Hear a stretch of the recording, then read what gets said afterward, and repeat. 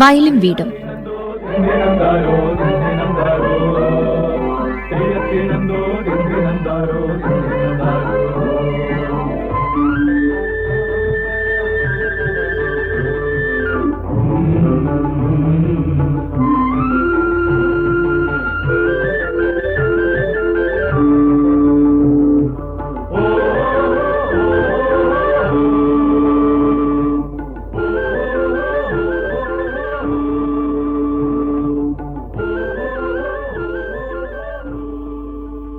നമസ്കാരം പ്രിയ ശ്രോതാക്കളെ, ഇന്നത്തെ വയലും വീടും പരിപാടിയിലേക്ക് എല്ലാ പ്രിയപ്പെട്ടവർക്കും ഹൃദ്യമായ സ്വാഗതം.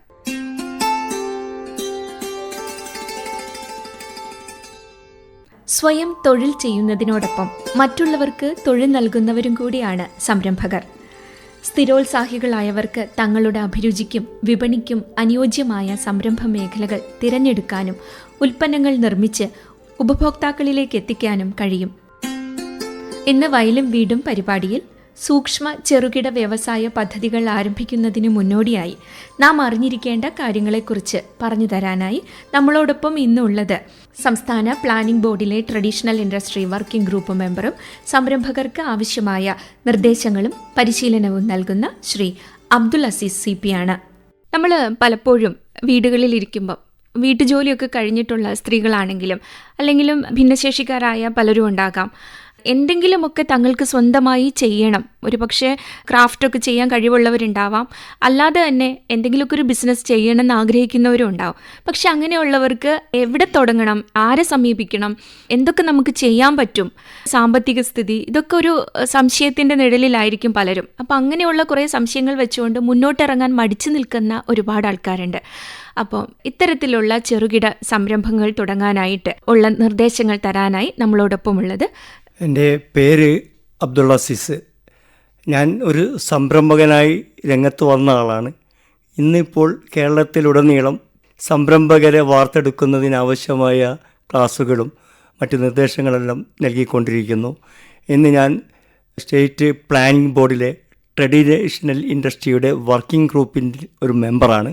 ഇപ്പം ഞാൻ കോഴിക്കോട് തന്നെയാണ്, KSSIA ഓഫീസിലാണ് ഞാൻ ഇരിക്കാറുള്ളത്. ഓഫീസ് കോഴിക്കോട് തന്നെയാണ്. ഇപ്പം കോഴിക്കോടാണ്. കോഴിക്കോട് ഈ ജില്ലാ വ്യവസായ കേന്ദ്ര ഓഫീസിൽ തന്നെ KSSIA എന്ന് പറയുന്ന ഒരു അംഗീകൃത അസോസിയേഷൻ്റെ ഓഫീസാണ്, അവിടെയാണ് ഉണ്ടാവാറ്. ഓക്കെ സാറെ, വളരെ സന്തോഷത്തോടു കൂടി നമ്മുടെ ശ്രോതാക്കൾക്ക് പരിചയപ്പെടുത്തുകയാണ്. സ്വാഗതം സർ. നമസ്കാരം. പലപ്പോഴും ഒരു ചിന്തയോടു കൂടിയിരിക്കുന്ന പല ആൾക്കാരും ഉണ്ടാവും. അങ്ങനെ ഒരു സംരംഭം തുടങ്ങാൻ താല്പര്യപ്പെടുന്നവരോട് അവരെ മുന്നോട്ട് വരുത്താനായിട്ട് നമ്മൾ എന്താണ് ചെയ്യേണ്ടത്? ആദ്യം അവർ ചെയ്യേണ്ടത് അവർക്ക് ഒരു ഉൽപ്പന്നം കണ്ടെത്തുക. എന്ത് നമ്മൾ എന്തുണ്ടാക്കണം, അവർക്ക് എന്താണ് ഉണ്ടാക്കാൻ കഴിയുന്നത്, അവരുടെ കാരിയർ വെച്ചിട്ട് അവർക്ക് എന്തിൽ താല്പര്യമുണ്ട്, അതെന്താണെന്ന് ആദ്യം നമ്മൾ ചർച്ചയിലൂടെ മറ്റോ മനസ്സിലാക്കുക. അതല്ലെങ്കിൽ അത് അവർ നമ്മുടെ അടുത്ത് ചോദിച്ചു കഴിഞ്ഞാൽ നമ്മളത് വ്യക്തമാക്കിയിട്ട് അവരുമായിട്ട് ചർച്ച ചെയ്തിട്ട് അവർക്ക് ബോധ്യപ്പെടുത്തി കൊടുക്കും. മാർക്കറ്റിംഗ് എന്ന് പറയുന്നത് ഇന്നൊരു വിഷയമുള്ള കാര്യമല്ല. കേരളം അത്രയും വലിയ മാർക്കറ്റിംഗ് ഏരിയയാണ്. അത്രയും ഉൽപ്പന്നങ്ങൾ ഇവിടെ വിറ്റഴിക്കപ്പെടുന്നുണ്ട്. അപ്പം ഉൽപ്പന്നം എന്ത് എന്നുള്ളത് നമുക്ക് തിരഞ്ഞെടുക്കണം. അത് തിരഞ്ഞെടുക്കലാണ് പ്രഥമ ജോലി. അത് തിരഞ്ഞെടുത്താൽ മാത്രം പോരാ. അങ്ങനെ ഒരു ഉൽപ്പന്നം തിരഞ്ഞെടുക്കുമ്പോൾ അത് എങ്ങനെ നമുക്ക് തുടങ്ങാൻ കഴിയും എന്ന് പറയുമ്പോൾ നമുക്ക് പലപ്പോഴും വൻ തുകകൾ മുടക്കേണ്ടി വരുമോ, എങ്ങനെ നമുക്ക് തുടങ്ങാം എന്നൊരു സംശയം. ഇന്നത്തെ കാലത്ത് നിങ്ങൾക്കൊരു ആശയം, ഒരു ഉൽപ്പന്നം നിങ്ങൾക്ക് പ്രൊഡക്റ്റ് ചെയ്യണം എന്ന് ദൃഢനിശ്ചയത്തോടു കൂടി നിങ്ങൾ മുമ്പോട്ട് വന്നാൽ കാശ് ഒരു വിഷയമേ അല്ല. ഗവൺമെൻറ്, കേരള സർക്കാരുകൾ അനവധി, നാഷണലൈസ്ഡ് ബാങ്കുകളും മറ്റു ബാങ്കുകളിലും അനവധി സ്കീമുകൾ നൽകുന്നുണ്ട്. നമ്മുടെ കയ്യിൽ ജാമ്യവസ്തു കൊടുക്കാനില്ലെങ്കിൽ പോലും നമുക്ക് വായ്പ കിട്ടുന്നുണ്ട്. പിന്നെ ഈ നാട്ടിൻ പുറത്തും മറ്റുമൊക്കെ ഉള്ള, നാട്ടിൻ പുറത്ത് എന്ന് മാത്രമല്ല എല്ലാ സ്ഥലങ്ങളിലും ഈ സ്ത്രീകൾ സ്വാഭാവികമായിട്ട് ഇന്നത്തെ കുടുംബങ്ങളാണ്. അപ്പം അവിടെ ഭർത്താവ് ജോലിക്ക് പോയി കഴിയും, പിള്ളേർ ചെടി വേണ്ടി വിട്ട് കഴിയുമ്പോൾ ഇവർ വെറുതെ ഇരിക്കുന്നൊരു ടൈമുണ്ടാവും.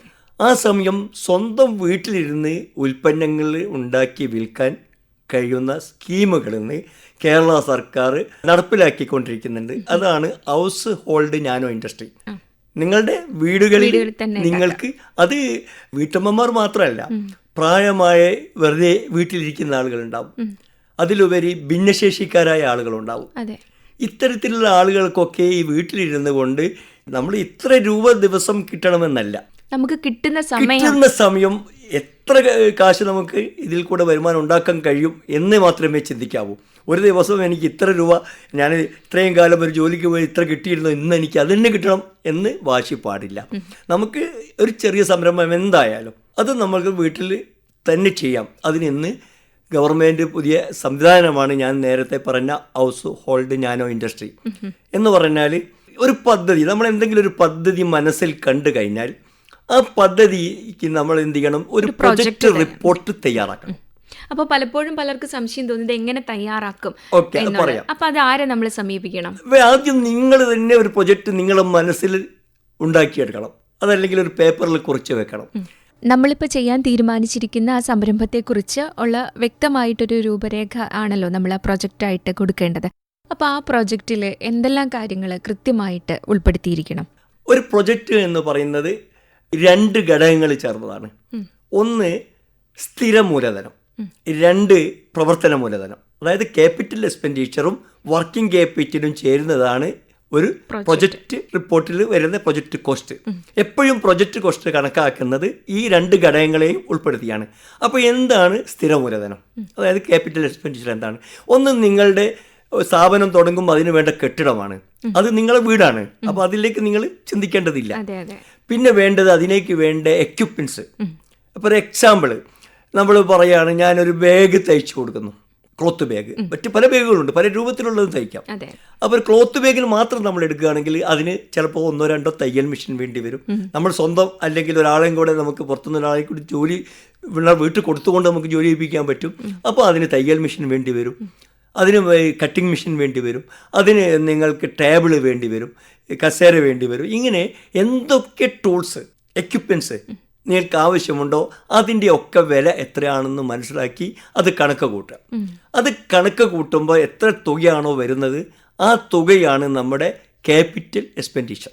അത് വലിയ യൂണിറ്റിലേക്ക് പോകുമ്പോൾ ആ രൂപത്തിൽ വരും. വലിയ രൂപത്തിലേക്ക് വരുമ്പം അതിൻ്റെ ഇലക്ട്രിഫിക്കേഷൻ, മെഷീനറി കൊണ്ടുവരൽ, സ്ഥാപിക്കൽ, ഈ വൈദ്യുതി വാങ്ങൽ, ഇതൊക്കെ വരും. നേരെ മറിച്ച് നാനോ ഇൻഡസ്ട്രിക്ക് വീട്ടിൽ വൈദ്യുതി ഉണ്ട്, ആ വൈദ്യുതി ഉപയോഗിക്കാം. അതാണ് ഗവൺമെൻറ് നടപ്പിലാക്കിയ നിയമം. അപ്പം അതൊന്നും നമ്മൾ വെറിയാവേണ്ടതില്ല. നമ്മൾക്കാകെ വേണ്ടത് എക്യുപ്മെൻറ്റ്സ് മാത്രമാണ്. ആ എക്യുപ്മെൻറ്റ്സിന് എത്ര രൂപ വരും? എക്സാമ്പിൾ ഒരു 50,000 രൂപയാണ് എന്ന് കണക്ക് കൂട്ടാം നമ്മൾ. അപ്പം പിന്നെ കണക്ക് കൂട്ടുന്നത് അതിൻ്റെ വർക്കിംഗ് ക്യാപിറ്റലാണ്. വർക്കിംഗ് ക്യാപിറ്റൽ മീൻസ് അതിന് 4 ഘടകങ്ങളാണ് വർക്കിംഗ് ക്യാപിറ്റൽ എന്ന് പറയുന്നത്. ഒന്ന്, നമുക്ക് ആ സ്ഥാപനത്തിലേക്ക് നമ്മൾ ഒരു ദിവസം എത്ര പ്രൊഡക്ഷൻ ഉണ്ടാകുന്നു. ക്ലോത്ത് ബാഗ് ആണെങ്കിൽ എത്ര മീറ്റർ ക്ലോത്ത് വേണം, അതിന് നൂല് എത്ര വേണം, ഇതൊക്കെ നമ്മൾ കണക്ക് കൂട്ടും. അങ്ങനെ കണക്ക് കൂട്ടുമ്പം ഒരു മാസത്തേക്കോ അതല്ലെങ്കിൽ 15 ദിവസത്തേക്കോ അത് നമ്മൾക്ക് വാങ്ങി കൊണ്ടുവരാനുള്ള സൗകര്യം അനുസരിച്ച് എത്ര രൂപ വേണമെന്ന് നമ്മൾ കണക്ക് കൂട്ടും. അതിന് സ്വാഭാവികമായിട്ട് പറയുക സ്റ്റോക്ക് ഓഫ് റോ മെറ്റീരിയൽസ്, നമുക്ക് ആവശ്യമുള്ള അത് എത്ര വേണ്ടി വരും എന്നൊന്ന് എഴുതി വെക്കുക. അതിൻ്റെ കൂടെ നമ്മൾ ഈ വർക്കിംഗ് പ്രോസസ്സ് എന്ന് പറയുന്ന ഒരു സംവിധാനമുണ്ട്. ഇന്ന് ഞാൻ തുണി എടുത്തു, ബാഗ് ഉണ്ടാക്കുന്നത്, ഇന്ന് എത്ര ബാഗ് തയ്ക്കണോ അതിൻ്റെ തുണി കട്ട് ചെയ്തു, അത് തയ്ച്ചു, നമുക്കത് വീണ്ടും ഫൈനൽ പ്രൊഡക്റ്റായിട്ട് വരുന്നൊരു സമയം ഉണ്ടാവും. അത് ഒരു ദിവസം കൊണ്ടാണോ 2 ദിവസം കൊണ്ടാണോ, ആ 2 ദിവസത്തേക്ക് എത്ര ചിലവ് വരും, അതാണ് രണ്ടാമത്തെ വാല്യൂ കണക്ക് കൂട്ടുന്നത്. മൂന്നാമത്തെ വാല്യൂ, ഞാൻ ഉണ്ടാക്കുന്ന പ്രൊഡക്റ്റ് അപ്പോൾ തന്നെ നമുക്ക് വിൽക്കാൻ കഴിയില്ല, നമ്മൾ കുറച്ച് ദിവസം കഴിയുമ്പോഴായിരിക്കും ഒരുമിച്ച് കൊടുക്കുന്നത്. അതുവരെ നമ്മുടെ കയ്യിൽ സ്റ്റോക്ക് വേണം. ആ സ്റ്റോക്ക് വരുമ്പോഴും നമ്മുടെ യൂണിറ്റ് നടന്നുകൊണ്ടിരിക്കണം. ഇതൊരു സൈക്ലിംഗ് ആണ്. ഈ വർക്കിംഗ് ക്യാപിറ്റൽ എന്ന് പറയുന്നത് സൈക്ലിംഗ് ആണ് സ്ഥാപനത്തിൻ്റെ. അപ്പോൾ ആ സൈക്കിൾ കറങ്ങണമെങ്കിൽ നമ്മുടെ രണ്ടാമത്തെ ഘടകം കഴിഞ്ഞ് മൂന്നാമത്തെ ഘടകമായ ഈ ഫിനിഷ്ഡ് ഗുഡ്സിന്റെ വാല്യൂ നമ്മുടെ കയ്യിൽ വേണം. ഇനി ഉൽപ്പന്നത്തിന്റെ വാല്യൂ നമ്മുടെ കയ്യിൽ വേണം. അപ്പോൾ നാലാമത്തെ ഒരു സൈക്ലിംഗ് കണക്കാക്കുന്നത് 4 ഇതിലാണ്. അതിൽ 1, 2, 3 ഞാൻ പറഞ്ഞു കഴിഞ്ഞു. നാലാമത്തത്, ഈ ഉൽപ്പന്നം ഞാൻ വിൽറ്റു കഴിഞ്ഞു, പക്ഷെ അപ്പം തന്നെ എനിക്ക് കാശ് കിട്ടണമെന്നില്ല. അപ്പം അതിന് നമ്മൾ കടം കൊടുക്കേണ്ടി വരും. അങ്ങനെ കൊടുക്കേണ്ടി വരുന്ന തുക എത്ര വേണം? അങ്ങനെ ഈ 4 ഘടകങ്ങൾ ചേരുമ്പോഴാണ് ഒരു സൈക്ലിംഗ് ആകുന്നത്. അങ്ങനെ ഒരു സൈക്ലിംഗ് ആകുമ്പോഴാണ് നമ്മുടെ സ്ഥാപനം മുന്നോട്ട് പോയിക്കൊണ്ടിരിക്കുക. അതിലൊന്ന് ഫെയിലിയർ ആയാൽ നമ്മൾ ബുദ്ധിമുട്ടാവും. അപ്പം അത് എങ്ങനെയാണ്, എന്താണെന്ന് തുടങ്ങുന്ന ആൾ വ്യക്തമായി മനസ്സിലാക്കണം. അങ്ങനെ മനസ്സിലാക്കുമ്പോൾ നേരത്തെ പറഞ്ഞ ക്യാപിറ്റൽ എക്സ്പെൻഡിച്ചർ നമ്മൾ 50,000 രൂപയായിരുന്നു കണ്ടിരുന്നതെങ്കിൽ 50,000 രൂപ നമ്മൾ ഈ പറയുന്ന വർക്കിംഗ് ക്യാപിറ്റലും കണക്ക് കൂട്ടാം. ആദ്യം നമ്മൾ മെഷീനറി എടുക്കാൻ വേണ്ടിയിട്ട് എടുത്തത് നമ്മൾ 50,000 എടുത്തെന്ന് പറയാൻ വേണ്ടി വരുന്നത്, അതാണ് ക്യാപിറ്റൽ എക്സ്പെൻഡിച്ചർ. രണ്ടാമത് നമുക്ക് ഇതിന് വേണ്ടി വരുന്ന cycling working capital, cycling working capital, അതാണ് പ്രത്യേകം പറയുന്നത്. അപ്പോൾ ഇത് ഇങ്ങനെ ഓടിക്കൊണ്ടിരിക്കുകയാണല്ലോ. അപ്പോൾ ആ തുക കണക്ക് കൂട്ടി അതൊരു 50,000 രൂപയാണെന്ന് കണക്ക് കൂട്ടുക. അപ്പം നമ്മുടെ പ്രൊജക്റ്റ് കോസ്റ്റ് എത്രയായി? 1,00,000 രൂപ പ്രൊജക്റ്റ് കോസ്റ്റായി. ഇതാണ് പ്രാഥമികമായിട്ട് ഒരു യൂണിറ്റ് തുടങ്ങേണ്ട ആൾ മനസ്സിലാക്കേണ്ടത്. ഇത് മനസ്സിലാക്കിയാൽ മാത്രം പോരാ. അതിനുശേഷം ഇത് ആരെ സമീപിക്കണം, എവിടെ സമീപിക്കണം, എങ്ങനെയാണ്, എന്തൊക്കെ ലൈസൻസുകൾ എനിക്ക് ആവശ്യം വരും, ഇത് അന്വേഷിക്കണം. അത് അന്വേഷിക്കാൻ ഇന്ന് എല്ലാ പഞ്ചായത്തുകളിലും കേരള സർക്കാരിൻ്റെ ഓരോരോ ഓഫീസർമാർ ഇരിക്കുന്നുണ്ട്. വ്യവസായ വകുപ്പായിട്ട് ബന്ധപ്പെട്ട് ബ്ലോക്ക് ഇൻഡസ്ട്രീസ് ഓഫീസുണ്ട്, താലൂക്ക് ഇൻഡസ്ട്രീസ് ഓഫീസുണ്ട്, ജില്ലാ വ്യവസായ കേന്ദ്ര ഓഫീസുണ്ട്. അപ്പോൾ അതായത് താഴെത്തട്ട് മുതൽ മുകളിൽ വരെ നമുക്ക് ഇതിനു വേണ്ടി സഹായിക്കാൻ ഗവൺമെന്റ് ആളുകൾ ഓൾറെഡി ഉണ്ട്. അപ്പോൾ അങ്ങനെ അവരെ നമ്മൾ സമീപിക്കുമ്പോഴായിരിക്കും അല്ലേ നമുക്ക് ഓരോ സ്കീമുകളെ കുറിച്ച് ഗവൺമെന്റ് നൽകിയിരിക്കുന്ന ഓരോ പദ്ധതികളുണ്ട്, ആ പദ്ധതികളെ കുറിച്ചുള്ള അറിവുകൾ നമുക്ക് പറഞ്ഞു തരുന്നത് അവരായിരിക്കും അല്ലേ? ഇത് ഏതൊക്കെ സ്കീമുണ്ട്? ഞാൻ ഈ പറയുന്ന നാനോ ഇൻഡസ്ട്രിയിൽ പല സ്കീമുണ്ട്. അവർക്ക് ഈ ലോൺ എടുക്കുന്നുണ്ടെങ്കിൽ അതിന് ഇൻട്രസ്റ്റിൻ്റെ സബ്സിഡി കൊടുക്കുന്ന സ്കീമുണ്ട്. അതല്ല, അവർക്ക് മൊത്തമായിട്ട് വായ്പ വേണമെങ്കിൽ 5% അല്ലെങ്കിൽ 10% മുടക്കി കഴിഞ്ഞാൽ ബാക്കി അത്രയും ബാങ്ക് വായ്പ കൊടുക്കുന്നുണ്ട്. അത് നമ്മൾ എടുക്കുന്ന പ്രൊജക്ട് ഏതാണോ അതിനെ ഡിപ്പെൻഡ് ചെയ്തിരിക്കും. ഈ പ്രൊജക്ട് കോസ്റ്റിൽ ഡിപ്പെൻഡ് ചെയ്തിരിക്കും. നമ്മൾ എന്താണോ പ്രൊജക്ട് അതിനെ ഡിപ്പെൻഡ് ചെയ്തുകൊണ്ട് അത് പല സ്കീമിലും ചിലത് നമ്മുടെ കോർപ്പറേഷൻ്റെ അർബൻ ഏരിയയിൽ 25% സബ്സിഡി ഉള്ളത്, മറ്റേ റൂറൽ ഏരിയയിൽ പോയാൽ 35% ഉണ്ട്. അത്രയും വ്യത്യാസമുണ്ട്.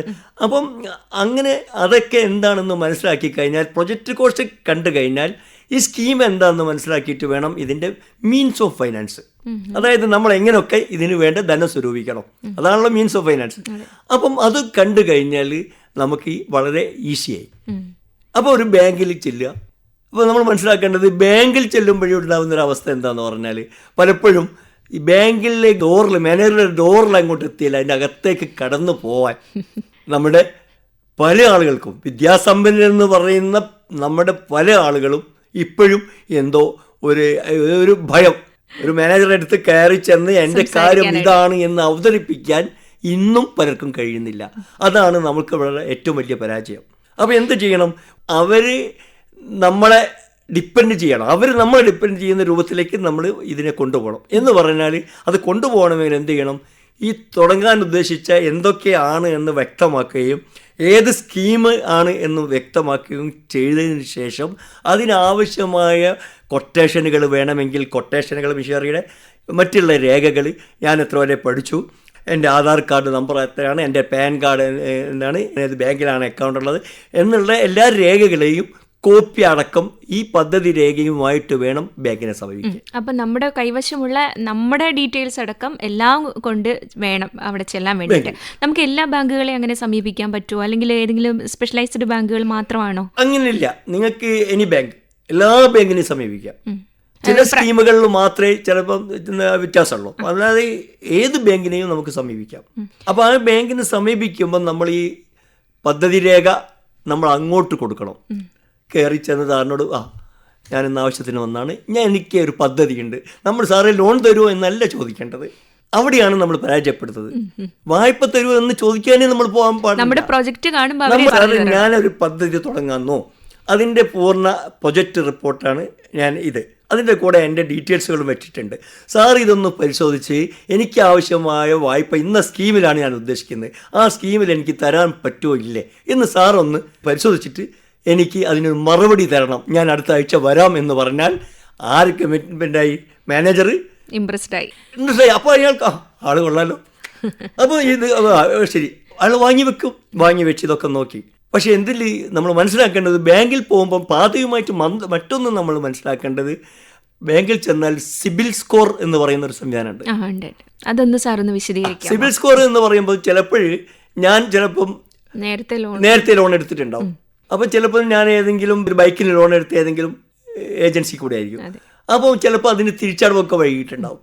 പഠിച്ച് തീർത്തിട്ടുണ്ടാവും, പക്ഷെ തിരിച്ചടവ് വൈകിട്ടുണ്ടാവും. തിരിച്ചടവൊക്കെ വൈകി കഴിയുമ്പം ലോൺ എടുത്ത് ഞാനും അതിന് ബാധ്യസ്ഥരാണ്. എനിക്ക് അവിടെ ഒപ്പിട്ട് കൊടുത്തൊരു ജാമ്യക്കാരനുണ്ടാവും, അവർക്കും ഈക്വൽ ആയിട്ടാണ് വരുന്നത്. അപ്പം ഞാൻ എന്ത് ചെയ്യുന്നു, ഞാനൊരു 10,000 രൂപ അടിക്കാൻ ബാക്കിയുണ്ട്, അത് അടയ്ക്കാതെ കുറേ കേട്ടിട്ടു എന്ന് കരുതാം. അപ്പം ഇവർക്ക് സ്വാഭാവികമായിട്ട് അതിന് വിഷയങ്ങൾ വരും. അപ്പം സ്വാഭാവികമായിട്ട് ബാങ്ക്, ധനകാര്യ സ്ഥാപനങ്ങൾ നിങ്ങളെ അദാലത്തിന് വിളിക്കും. മനസ്സിലാക്കേണ്ടത്, അദാലത്തിൽ വിളിക്കുമ്പം അവർ പറയും, കാര്യം ചെയ്തവർ നിങ്ങൾ 10,000 രൂപയല്ലേ അടയ്ക്കാനുള്ളത്, നിങ്ങളത് 5,000 രൂപ അടച്ചോ, ഞങ്ങളത് തീർത്തു എന്ന് പറയും. സ്വാഭാവികമായിട്ട് ഞാനും പ്രതീക്ഷ 10 5 കുറഞ്ഞ് കിട്ടിയല്ലോ. അപ്പോൾ അങ്ങനെ എന്തായാലും ഒരു 5 6 രൂപയ്ക്ക് ഇത് തീർന്നെന്നിരിക്കും. പക്ഷെ അതെന്താണ്? സെറ്റിൽമെന്റ് ആണ്. അവർ നമുക്ക് തരുന്ന രേഖ സെറ്റിൽമെന്റ് ആണ് എന്ന് പറഞ്ഞാൽ ഇത് തീർന്നിട്ടില്ല, ഇത് സെറ്റിൽ ചെയ്തിട്ടേ ഉള്ളൂ. കാരണം നിങ്ങളെടുത്തുനിന്ന് ഇനി തീരെ ഇത് വാങ്ങിച്ചെടുക്കാനും ഇതിനൊക്കെ ഇതിന് പിന്നാലെ നടക്കാൻ കഴിയില്ല. അതുകൊണ്ട് ഞങ്ങളത് സെറ്റിൽ ചെയ്തിരിക്കുന്നു എന്ന് പറഞ്ഞ് നമ്മളെ വിടും. ഇതോടുകൂടി നമ്മൾ പെരുവയിലായി. പല ആളുകൾക്ക് ഇപ്പോഴുള്ള ധാരണ, ഇപ്പോഴും അത് എനിക്ക് മാത്രമല്ല, ലോൺ എടുത്ത എനിക്ക് മാത്രമല്ല, അതിന് ജാമ്യം നിന്ന ആൾക്ക് പോലും അത് ബാധകമാണ്. അപ്പോൾ ഇന്ന് പലരും ബാങ്കിൽ ചെന്നൊരു ലോൺ ചോദിക്കുമ്പോൾ ആദ്യം മാനേജർമാർ എന്ത് ചെയ്യും, നിങ്ങളെ ആധാർ കാർഡ് തരാൻ പറയും. ഈ ആധാർ കാർഡ് വാങ്ങി അവരിത് പരിശോധിക്കുമ്പോഴേക്കും ഇതിലറിയാം നിങ്ങൾ ഏതൊക്കെ ബാങ്കിൽ അക്കൗണ്ട് ഉണ്ട്, എവിടെയൊക്കെ നിങ്ങൾക്ക് ക്യാഷ് കൊടുക്കാനുണ്ട് എന്നുള്ളതൊക്കെ അതിലറിയാം.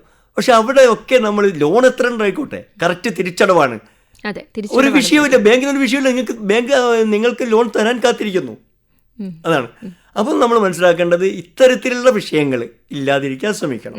നമ്മളൊരു ലോൺ എടുത്തിട്ടുണ്ടെങ്കിൽ കൃത്യമായിട്ട് അതിന്റെ തിരിച്ചടവ് നടത്തും, എങ്കിൽ മാത്രമേ വീണ്ടും നമുക്ക് ബാങ്കുകളെ സമീപിക്കാനും വായ്പകൾ എടുക്കാനും പറ്റുള്ളൂ. പിന്നെ ചില ബാങ്കുകളിൽ നമുക്ക് ഈ വർക്കിംഗ് ക്യാപിറ്റൽ എന്ന് പറയുന്നത് ഓടി എന്നുള്ള നിലയ്ക്കാണ് കൊടുക്കുക, ഓവർ വർക്കിംഗ് ക്യാപിറ്റൽ ലോൺ എന്നതിന് പറയാം. അത് നമ്മൾ അതിപ്പോൾ 1,00,000 രൂപ നമുക്ക് തന്നിട്ടുണ്ടെങ്കിൽ അത് എന്തിനൊക്കെ എന്ന് പറഞ്ഞിട്ടുണ്ടാവും. അപ്പോൾ ആ 1,00,000 രൂപ നമ്മൾ അതിൽ കൂടെ റൊട്ടേറ്റ് ചെയ്തുകൊണ്ടിരിക്കണം. അതായത് ഒരു പ്രാവശ്യം എടുക്കുകയല്ല, എടുത്തിട്ട് നമ്മൾ നേരത്തെ ബാഗ് അടിക്കാൻ വേണ്ടിയുള്ള സ്റ്റിച്ച് ചെയ്യാൻ വേണ്ടിയുള്ള ഒരു യൂണിറ്റാണ് നേരത്തെ നമ്മൾ പറഞ്ഞത്. അതിന് 50,000 ഞാൻ വാങ്ങിയിട്ടുണ്ട്, വർക്കിംഗ് ക്യാപിറ്റൽ ലോണ് ബാങ്ക് തന്നിട്ടുണ്ട്. അപ്പം ബാങ്കിന് എന്ത് ചെയ്യണം, ഈ തുണി വാങ്ങിച്ചു കഴിഞ്ഞാൽ ആ തുണി വാങ്ങുന്നതിലേക്ക് ഞാൻ ഇതിൽ നിന്ന് കാശ് കൊടുക്കണം, അക്കൗണ്ടിൽ നിന്ന്. ആ അക്കൗണ്ട് കൂടെ കയറി ഇറങ്ങണം. അതുപോലെ ഞാനിത് വിൽപ്പന നടത്തിയാൽ കാശ് അതിൽ വരണം അക്കൗണ്ടിൽ, എന്നിട്ട് എനിക്ക് ആവശ്യമുള്ള എടുക്കണം. അങ്ങനെ അക്കൗണ്ട് ത്രൂ നടക്കുമ്പോഴാണ് മാനേജർക്ക് തീർച്ചയായിട്ടും അത് നടന്നുകൊണ്ടിരുന്നാൽ അടുത്ത വർഷം നിങ്ങൾക്ക് 10, 20, 50% വീണ്ടും ആവശ്യം വന്നാൽ ബാങ്ക് നിങ്ങൾക്ക് തരും. നമുക്ക് കൂടുതൽ തരുകയും ചെയ്യും. അതെ, കൂടുതൽ കിട്ടും. ആദ്യം നമുക്ക് തന്നതിലും ഉപരി നമുക്ക് ആവശ്യമുള്ളത് തരും. അപ്പം നിങ്ങൾ നല്ലൊരു ബാങ്കിങ് ഇടപാടുകാരനാണ്, നിങ്ങളെ യൂണിറ്റ് നന്നായിട്ട് നടത്തുന്നുണ്ട് എന്നുള്ളതാണ്. പക്ഷെ ഇതൊക്കെ നടത്താൻ കഴിയും. ഇപ്പം സാറ് പറഞ്ഞ ഈ മാനദണ്ഡങ്ങളെല്ലാം പാലിച്ചുകൊണ്ട് പുതിയൊരു സ്കീമിലൂടെ ഒരു സംരംഭം തുടങ്ങി. എന്നാൽ പോലും ചിലപ്പോൾ അതൊക്കെ പാളിച്ചകൾ സംഭവിക്കാറുണ്ട്. എന്തുകൊണ്ടായിരിക്കും അങ്ങനെ സംഭവിക്കുന്നത്? ഇത് എവിടെയാണ് പരാജയപ്പെടുന്നത് എന്ന് പറഞ്ഞാൽ, ഈ പല സ്കീമുകളും പരാജയപ്പെടുന്നത് നമ്മുടെ ഈ സംരംഭകർ തന്നെയാണ് അതിൻ്റെ ഉത്തരവാദി. കാരണം വീട്ടിൽ മറ്റെന്തെങ്കിലും ഒരു ആവശ്യത്തിന് കുറച്ച് കാശ് വേണ്ടി വരും. ആ കാശ് സ്വരൂപിക്കാൻ ഈ ഒരു വഴി സ്വീകരിച്ച് കാശ് വാങ്ങും ബാങ്കിൽ നിന്ന്. ആ കാശ് വാങ്ങി നമ്മൾ നടത്തേണ്ടത് എന്താണ് യൂണിറ്റ്, അത് നടത്താതെ ഈ കാശ് നമ്മൾ മറ്റാവശ്യത്തിന് ഉപയോഗിച്ച് കഴിയുമ്പോൾ നമുക്കിത് എന്താവില്ല, ഇടപാടുകളൊന്നും നടക്കില്ല, ബാങ്കിൽ തിരിച്ചടയ്ക്കാൻ ബുദ്ധിമുട്ടാവും. അങ്ങനെ വരുന്നതോടുകൂടി നമ്മൾ പരാജയപ്പെടും. അങ്ങനെ ഒരു ബാങ്കിൽ ഒരു 10 അക്കൗണ്ടുകൾ അങ്ങനെ നിന്ന് കഴിഞ്ഞാൽ മാനേജർ കറക്റ്റായിട്ട് ഒരാൾ ചെല്ലുമ്പോഴും അവർ സംശയിക്കും, അത് നമ്മളാണ് ഉത്തരവാദി, ബാങ്കല്ല. മനസ്സിലല്ലേ? അപ്പം നമ്മളെന്താ ചെയ്യേണ്ടത്, ബാങ്കിനെ സമീപിക്കുമ്പോൾ തീർച്ചയായിട്ടും എന്തൊക്കെയാണ് സ്കീം, എങ്ങനെയാണ് എന്നൊക്കെ മനസ്സിലാക്കിക്കൊണ്ട്, മാത്രമല്ല അവർക്ക് പറയാൻ അറിയണം. മാനേജർ ചോദിക്കുന്നു, ഒരു ചിപ്സ് ഉണ്ടാക്കുന്ന ഒരു യൂണിറ്റാണ്, എക്സാമ്പിൾ ഞാൻ പറയാം, ഒരു ചിപ്സ് ഉണ്ടാക്കുന്ന യൂണിറ്റാണ്. അവിടെ ചെന്ന് ഇയാൾ പ്രൊജക്റ്റ് ഇതൊന്നും അറിയാതെ ഒരാൾ ഉണ്ടാക്കി കൊടുത്തതായിരിക്കും. ഇവരേതെങ്കിലും ഏജൻസിനെ ബന്ധപ്പെട്ടിട്ടുണ്ടാവും, അവരതിന് പൈസയും വാങ്ങി ഒരു പ്രൊജക്ട് ഉണ്ടാക്കി കൊടുത്തിട്ടുണ്ട്. ഈ പ്രൊജക്ട് എന്താണെന്ന് ഈ സംരംഭകന് അറിയില്ല. ചോദ്യങ്ങൾ ചോദിക്കുമ്പം ഇവർ കൈമലർത്തും പറഞ്ഞാൽ ഒരു ചിപ്സ് യൂണിറ്റാണ് നമ്മൾ ഉണ്ടാക്കുന്നത്. അപ്പം അയാൾക്ക് ഒരു ദിവസം 50 കിലോ ചിപ്സാണ് ഉണ്ടാക്കാൻ കഴിയുന്നത്. അപ്പോൾ 50 കിലോ ചിപ്സ് ഉണ്ടാക്കണമെങ്കിൽ അതിന് റോ ബനാന എത്ര വേണം എന്ന് ചോദിച്ചാൽ അത് പറയാൻ ഇവർക്ക് കഴിയണം. അതല്ലെങ്കിൽ 50 കിലോ റോ ബനാനയാണ്. 50 കിലോന് നമുക്ക് എത്ര കിലോ ചിപ്സ് ഉണ്ടാക്കാൻ കഴിയുമെന്ന് നമ്മൾ പഠിച്ചിരിക്കണം. അതെ അതെ അത് മനസ്സിലാക്കണം. അപ്പോൾ ഒരു ദിവസം എനിക്ക് ഇത്ര വേണമെന്ന് മനസ്സിലാക്കണം. അതൊക്കെ പറഞ്ഞ് ചോദ്യത്തിന് മറുപടി പറയാൻ നമ്മൾ പ്രാപ്തരായിരിക്കണം. അങ്ങനെയാണെങ്കിൽ ബാങ്ക് നിങ്ങൾക്ക് വായ്പ തരും. അതിന് നിങ്ങൾക്ക് ഈ പറഞ്ഞ രൂപത്തിൽ സബ്സിഡികളും കിട്ടും. അപ്പം ഇതിനൊന്നും ഇന്ന് പ്രയാസമില്ല. പിന്നെ മാർക്കറ്റിംഗ് എന്ന് പറയുന്നത് ഗവൺമെന്റ് തന്നെ ജെം എന്ന് പറയുന്ന ഒരു മാർക്കറ്റിംഗ് ശൃംഖലയുണ്ട്. ഗവൺമെന്റ് മാർക്കറ്റ് പ്ലേസ് ഇത് വാങ്ങിക്കണമെങ്കിലും ജെമ്മിൽ നോക്കിയിട്ട് വേണം വാങ്ങിക്കാൻ. ഏത് ഗവൺമെന്റ് ഇൻസ്റ്റിറ്റ്യൂഷനും എന്ത് വാങ്ങിക്കണമെങ്കിൽ ജെമ്മിൽ നിന്ന് തിരഞ്ഞെടുക്കണം ഉൽപ്പന്നങ്ങൾ. അപ്പോൾ ജെമ്മിൽ രജിസ്റ്റർ ചെയ്യണം. എന്തിന്? ജസ്റ്റ് ഒരു മൊട്ടസൂചി വേണമെങ്കിൽ ജെമ്മിന്ന് വാങ്ങിക്കണം. അത് രജിസ്റ്റർ ചെയ്യാൻ വേണ്ടിയിട്ടുള്ള പ്രോസസ്സുകൾ എന്തെങ്കിലുമൊക്കെ അത് രജിസ്റ്റർ ചെയ്യാം. അതിന് പ്രോസസ്സിംഗ് ഉണ്ട്. അത് വ്യവസായ കേന്ദ്രങ്ങൾ ഇവിടേക്ക് ചെന്നാൽ അല്ലെങ്കിൽ ജെം തന്നെ ഓഫീസുണ്ട്, അവർ പറഞ്ഞു തരും. ഇതിനു വേണ്ടി എല്ലാ ജില്ലകളിലും സെമിനാറുകൾ ഉണ്ടാവാറുണ്ട്, ശില്പശാലകൾ ഉണ്ടാവാറുണ്ട്. ഈ ജെം രജിസ്ട്രേഷൻ എങ്ങനെയാണ് എന്താന്നൊക്കെ. അത് എങ്ങനെയാണ് നമ്മൾ ജനങ്ങളിലേക്ക് എത്തിക്കുന്നത്? ഈ സെമിനാർ കാര്യങ്ങളൊക്കെ പലപ്പോഴും പത്രങ്ങളിൽ ത്രൂ വരുന്നുണ്ട്. അതുപോലെ ഈ ജില്ലാ വ്യവസായ കേന്ദ്രങ്ങളുടെയും അതുപോലെ MSMEയുടെയും ഒക്കെ ഗ്രൂപ്പുകളുണ്ട്. അവരുടെ സൈറ്റുകളിലുണ്ട്. അതിൽ കൂടെ നിറയെ ഓരോ ദിവസങ്ങളും ഓരോ പ്രോഗ്രാം ഓരോ സ്ഥലത്ത് നടന്നുകൊണ്ടിരിക്കുന്നുണ്ട്. ഇതിനൊന്നും എന്തില്ല, ഇന്ന് നിങ്ങൾക്ക് സംരംഭകരാവണോ അല്ലെ സംരംഭകരാവണോ, പ്രത്യേകിച്ച് രജിസ്ട്രേഷൻ ഫീസോ കാര്യങ്ങളോ ഇല്ല. അങ്ങനത്തെ രജിസ്ട്രേഷൻ ഫീസൊന്നും ഇല്ല. പിന്നെ 5 ദിവസമൊക്കെ ഒരുമിച്ചുള്ള ക്ലാസ് ഉണ്ടെങ്കിൽ ആകെ 500 രൂപയാണ് കേന്ദ്ര ഗവൺമെന്റ് MSMEയിലെ രജിസ്ട്രേഷൻ. 500 രൂപ ഒരു 5 ദിവസം വിത്ത് ഫുഡ് അടക്കം. അതാണ് വിത്ത് ഫുഡ് അടക്കം നിങ്ങൾക്ക് ക്ലാസ്. അല്ലാതെ ഒരു ക്ലാസ്സിന് 10,000, 15,000, 30,000, 40,000 രൂപ മുടക്കേണ്ട ക്ലാസ്സിനാണ് നിങ്ങൾക്ക് വെറും 500 രൂപ മുടക്കി കഴിഞ്ഞാൽ കേന്ദ്ര ഗവൺമെന്റിന്റെ MSME ഡിപ്പാർട്ട്മെന്റിൽ കൂടെ നിങ്ങൾക്ക് കിട്ടുന്നു. അത് ഓരോ ജില്ലയിൽ അങ്ങോട്ട് ചെല്ലുന്നു. അതാത് ജില്ലാ വ്യവസായ കേന്ദ്രങ്ങളിലാണ് അവർ ത്രൂ ചെയ്യുന്നു. അപ്പൊ ഇത്രയൊക്കെ, അത് മാത്രമല്ല മറ്റു കോളേജുകൾ അവരിൽ കൂടെ ഒക്കെ ചെയ്യുന്നുണ്ട്. അത്രയും ഇന്ന് ഒരു സംരംഭം തുടങ്ങാൻ അത്രയും നല്ലൊരു സാഹചര്യമാണ് കേരളത്തിലുള്ളത്. പക്ഷെ എന്ത് ചെയ്യണം? ആദ്യം നമ്മളിൽ തന്നെ ഒരു മനോഭാവ മാറ്റം വരുത്തണം. അപ്പോൾ നമുക്ക് എന്തുണ്ടാക്കാം.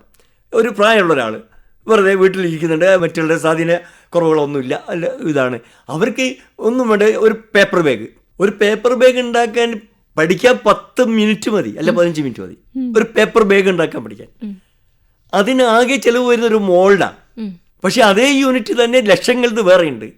അതിലേക്കല്ല നമ്മൾ പോകേണ്ടത്. നിങ്ങളെ വീട്ടിൽ നിന്ന് നിങ്ങളെ അടുത്ത കടകളിൽ അടുത്ത ഷോപ്പുകളിൽ ഒക്കെ ഇതൊക്കെ ആവശ്യമുണ്ട്. പേപ്പർ ബാഗ് ആവശ്യമുണ്ട്, ക്ലോത്ത് ബാഗ് ആവശ്യമുണ്ട്, ഇതൊക്കെ ആവശ്യമുണ്ട്. അവർക്ക് ആവശ്യമുള്ളത് നിങ്ങളെ വീട്ടിൽ നിങ്ങൾക്ക് ഉണ്ടാക്കി കൊടുക്കാം.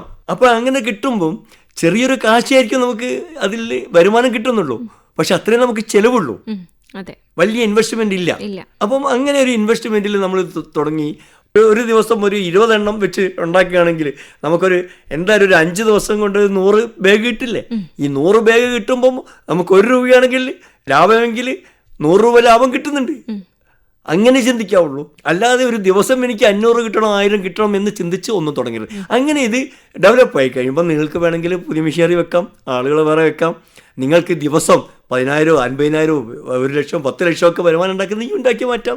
അങ്ങനെ മാറിയ എത്രയോ യൂണിറ്റുകൾ ഇന്ന് കോഴിക്കോട് ജില്ലയിൽ തന്നെ എനിക്ക് ചൂണ്ടിക്കാണിക്കാൻ കഴിയും. മൊത്തം കേരളത്തിൽ പറയാൻ കഴിയും. കോഴിക്കോട് ജില്ലയിൽ തന്നെ അങ്ങനത്തെ പല യൂണിറ്റുകൾ നമുക്ക് ചൂണ്ടിക്കാണിക്കാൻ കഴിയും. ഒരു വീട്ടിൽ ചെറിയ രൂപത്തിൽ തുടങ്ങിയിട്ട് ഇന്ന് അത്രയും ടേൺ ഓവറും കാര്യങ്ങളൊക്കെ ആയിട്ട് നടത്തുന്ന പല ബിസിനസ്സും ഉണ്ട്.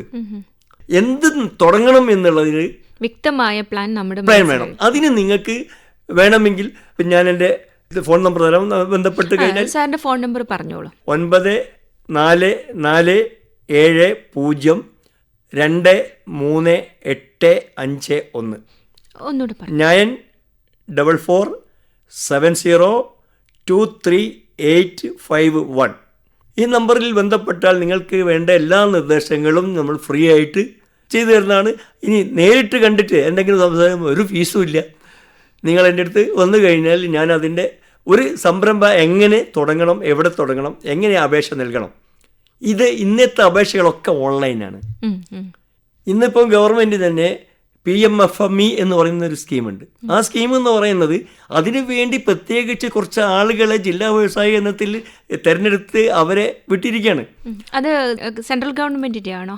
PMFME central government. അപ്പം ഇത് പ്രൊജക്റ്റ് വരെ നിങ്ങൾ ഉണ്ടാക്കേണ്ട, അവർ നിങ്ങളെടുത്ത് വന്നു. നിങ്ങൾ ആ സ്കീമിന് വേണ്ടി പോർട്ടലിൽ രജിസ്റ്റർ ചെയ്ത് കഴിഞ്ഞാൽ ജില്ലയിൽ നിന്ന് നിങ്ങളെ എടുത്തൊരു ആൾ വരും.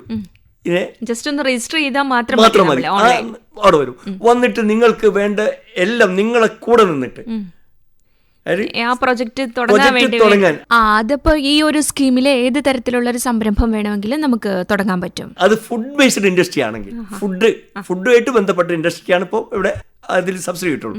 അതെന്ത് ഇൻഡസ്ട്രിയാണോ, ചെറിയൊരു എക്സാമ്പിൾ ഞാൻ പറയാം. നമ്മുടെ വീട്ടിൽ നമ്മളൊരു ചെറിയ ഡ്രയർ വാങ്ങിയാൽ മതി. ചെറിയ ഡ്രയറുകളുണ്ട് ഇപ്പോൾ ആവശ്യം പോലെ. അതിൽ എന്തെങ്കിലും ഫ്രൂട്ട്സുകൾ വാങ്ങിച്ച് ഡ്രൈ ഫ്രൂട്ട്സ് ആക്കാം. ഇനി അതല്ല, കാർഷിക ഉൽപ്പന്നങ്ങൾ, ഇപ്പം മഞ്ഞൾ, ഇഞ്ചി, അതുപോലെയുള്ള മറ്റു തന്നെ, അത് വാങ്ങിച്ചു വെച്ച് അതിൽ നമുക്ക് എന്ത് ചെയ്യാം, അതിലൊരു മാറ്റം വെച്ച് പ്രോസസ്സിങ് വരികയാണ്. അപ്പോൾ യൂണിറ്റായി ഒരു പ്രോസസ്സിങ്. അതിനെ നമ്മൾ കൊണ്ടുവന്ന് മൂല്യവർദ്ധിതമായി മാറും. അതായത് നിങ്ങൾ ഇഞ്ചി വാങ്ങുന്നു, ഇഞ്ചി നിങ്ങൾ വീട്ടിൽ കൊണ്ടുപോയിട്ട് നല്ല നന്നായിട്ട് തരംതിരിക്കുന്നതിനൊരു പ്രത്യേക ഘടകം, ചെറുതും വലുതുമൊക്കെ ഒരേ വലുപ്പത്തിൽ ക്വാളിറ്റി നോക്കിയിട്ടൊക്കെ ക്ലിയർ ചെയ്തിട്ട് അതിനെ പ്രത്യേകം എടുക്കുന്നു, മറ്റു വേറെ എടുക്കുന്നു. ഇത് ഡിഫറെന്റ് വിലയ്ക്കാണ് വിൽക്കുന്നത്. ഉൽപ്പാദിപ്പിച്ചെടുത്ത വിഭവം അതേപോലെ കൊടുക്കുന്ന. ഇപ്പം ഇഞ്ചി ആണെങ്കിലും നമ്മൾ ചുക്കാക്കി മാറ്റുമ്പോഴാണ് അതിന് വില കൂടുതലായിട്ട് കിട്ടുന്നത്. ഇഞ്ചിയായിട്ട് കൊടുക്കുന്നതും ചുക്കായിട്ട് കൊടുക്കുന്നതും തമ്മിൽ വിലയിൽ തന്നെ വലിയ വ്യത്യാസമാണുള്ളത്. ഡിഫറെന്റ് വില എന്ന് പറഞ്ഞാൽ മൂല്യവർദ്ധിത ഉൽപ്പന്നമായിട്ട് മാറുകയാണ്. അതെ. സൂക്ഷ്മ ചെറുകിട വ്യവസായ പദ്ധതികൾ ആരംഭിക്കുന്നതിന് മുന്നോടിയായി നാം അറിഞ്ഞിരിക്കേണ്ട കാര്യങ്ങൾ.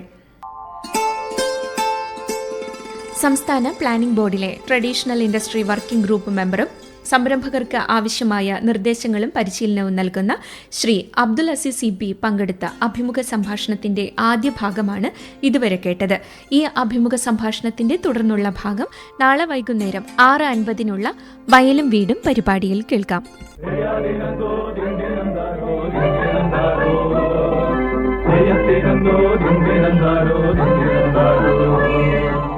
വയലും വീടും സമാപിക്കുന്നു.